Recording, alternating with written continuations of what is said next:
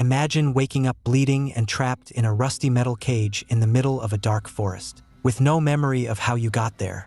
A little girl in a red hood grins at you with razor-sharp teeth, her eyes glowing crimson as she whispers that it's time to eat. This is no fairy tale. This is Cain's brutal awakening in a world where twisted legends hunt the innocent, and only the big bad wolf might save you or devour you. Cain's skull throbbed with every heartbeat. The metallic taste of blood filled his mouth. As he touched the gash on his side, he forced his eyes open, shielding them from the moonlight filtering through the trees. The cage bars pressed cold and unforgiving against his skin. Panic surged as he realized this was no prank. He was prey. A childish voice cut through the silence.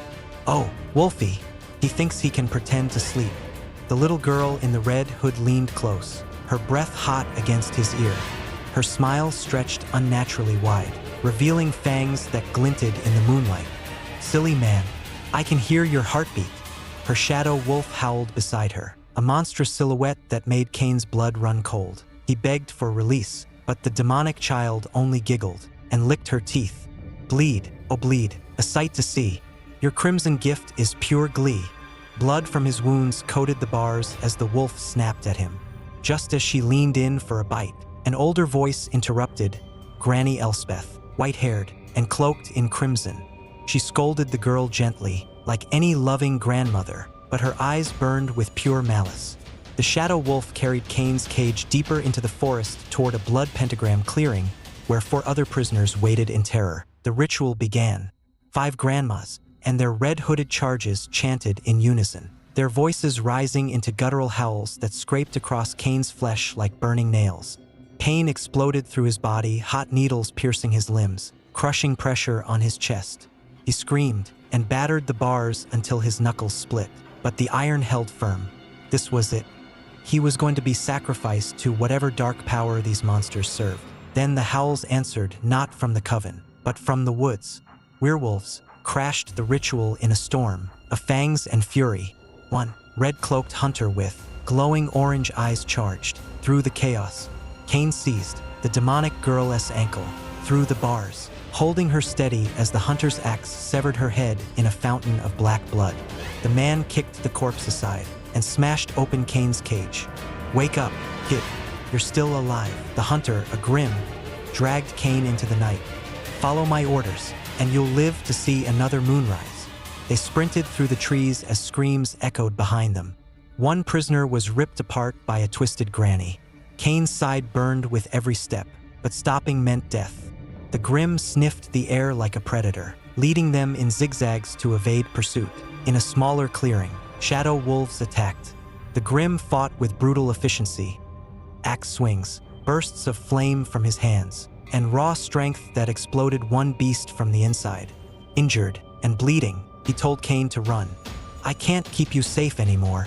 Cain fled into the darkness, alone once more, wondering if he had escaped one nightmare only to enter another. Cain eventually linked up with Devon and Alice, fellow Grimms. A system alert blared in his vision. Alert, emergency lockdown of local nodes.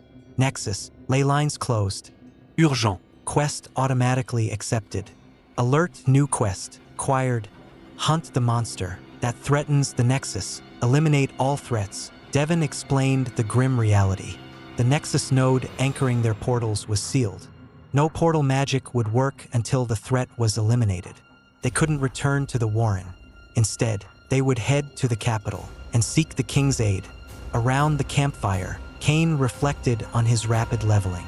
The battles against the Earl King, shadow trolls, corrupted beasts, and kobolds had boosted his lore significantly.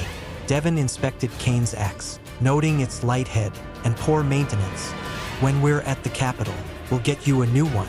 Your stats are growing fast enough to handle heavier weapons." Cain opened his status. Name, Cain Veldman. Title, Crimson Hunter. Auxiliary title, String Cutter. Level 4. Stats, +3. He invested points into Constitution, feeling the subtle strengthening of his body. Hunger gnawed at him constantly, but the roasted rabbits Devon brought helped. Alice remained quiet, processing her own changes. The road to the village tested them. Swollen rivers forced detours. At the village tavern, rough locals eyed the Grimms warily. Cain's new confidence showed when a large drunk grabbed him. A swift knee sent the man vomiting across the floor. Devon tossed silver coins generously, drawing information about a caravan heading toward the capital. They intercepted the caravan after a grueling trek through briars and boulders. From a cliff, Devon spotted the 6 wagons and the heavily guarded noble coach in the center. Climbing down the rock face, Cain relied on his enhanced stats, jumping the final distance and rolling to absorb the impact as Devon instructed. Captain Voke reacted with shock and respect upon meeting the Grimms. The noble family, Crenlow Ashton, his wife Nienna, and young daughter Haldina with her striking red hair, welcomed them eagerly. Crenlow was fascinated by Grimm legends and asked for stories in exchange for passage. Haldina's eyes widened. "Is it true you guys can turn into a monster?" Alice smiled and confirmed it, putting the child at ease. Assigned to a supply wagon driven by the nervous Yadalee, Cain used the travel time to study Astra's scrolls.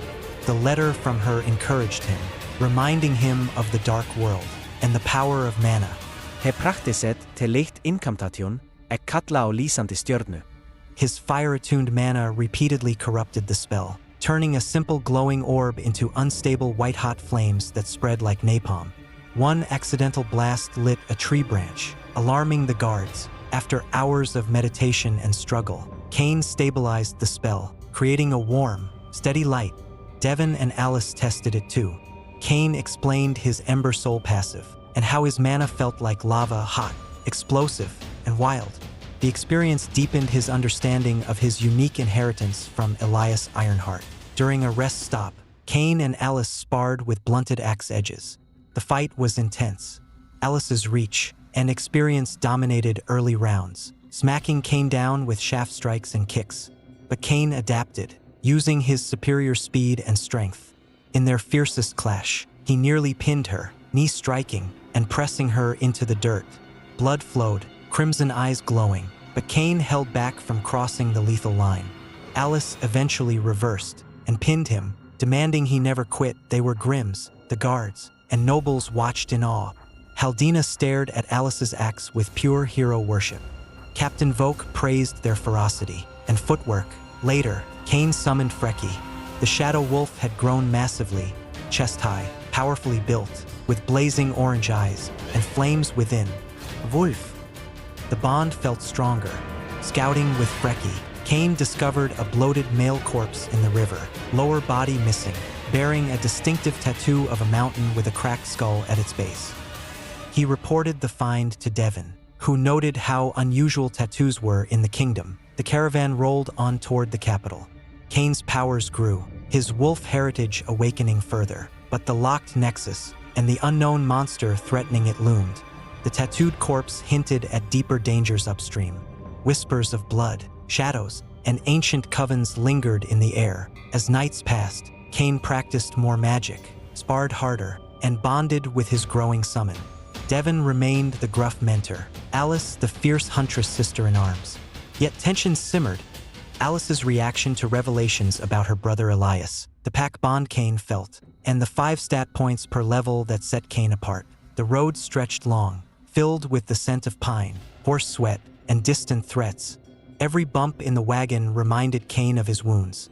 Every practice session pushed his limits. The hunger never fully left, not for food, but for answers, for power, for survival in this lit RPG world of monsters and magic.